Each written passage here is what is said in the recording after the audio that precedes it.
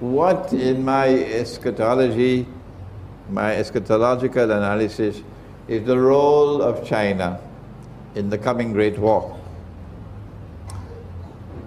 And is there any reference in the Quran to support a role for China in the coming Great War?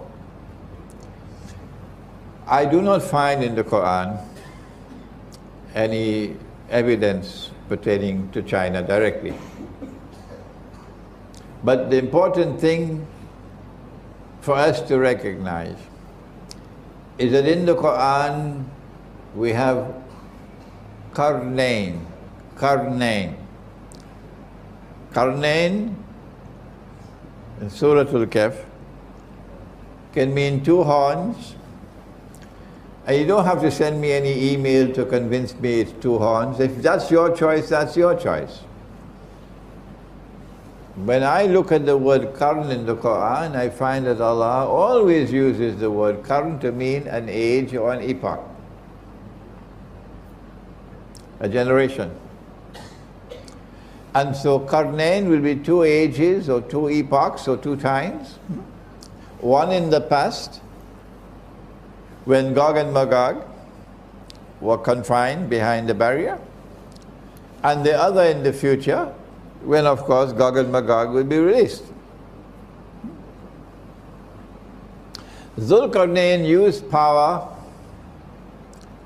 to punish the oppressor, to confine him, to use the language of chess, to checkmate the oppressor. Cannot be destroyed, but he can be checkmated. And in the second age, in the Qarnayn, which is to come, Qarnayn, the second age, will witness the same thing again.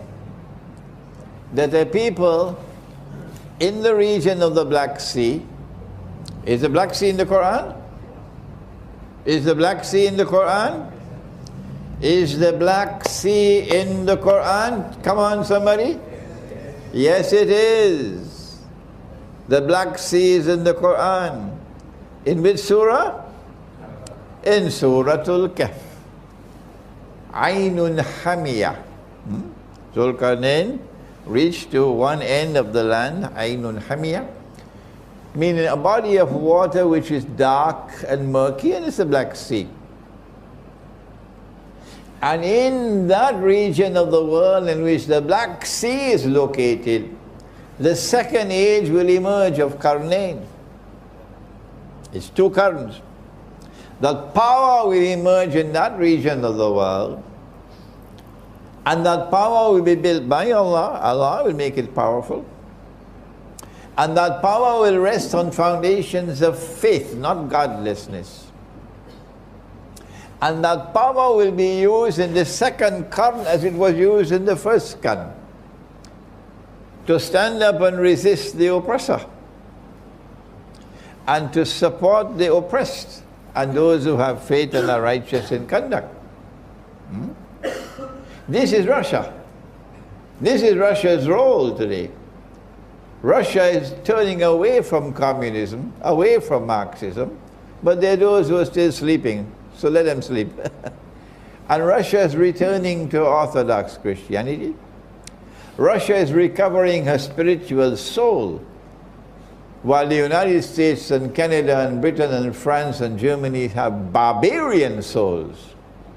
A man can marry another man and get a marriage certificate, and you call that something progressive, something worthy of commendation? That's progress? You must be sleepy. If Russia is standing up against the oppressor in the second qarn, then whoever stands with Russia is on the right side. And China is a proud civilization, not the Chinese in Singapore I'm talking about China. China will not bend her knee to the oppressor who wants to rule the world. So they're now preparing to wage war not only on Russia but on China as well. They are really stupid people. They're really stupid people. They're preparing to wage war on both Russia and China. Is China afraid? No. Russia says, we're not afraid of you. We are a nuclear power. Don't mess with nuclear Russia, said Putin. Don't mess with nuclear Russia. That's what Putin said.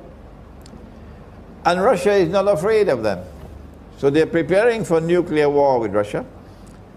And Russia said, we're not afraid of you. And they're preparing for nuclear war with China as well. And China says, we're not afraid of you. Now then, this is a war between the world's greatest oppressor that history has ever known, and those who are standing and resisting his oppression. On which side should you be? If you have a telephone to your government, then call them and tell them. Whichever government you have in the world, call them and ask them. If this is a war between the greatest oppressor that the world has ever known, and those who are standing up courageously to resist his oppression, whose side should you be on? Should you be sitting on a fence? Not Imran, Hosein. No, and not my students. We are on the side of the second Karn in Karnain.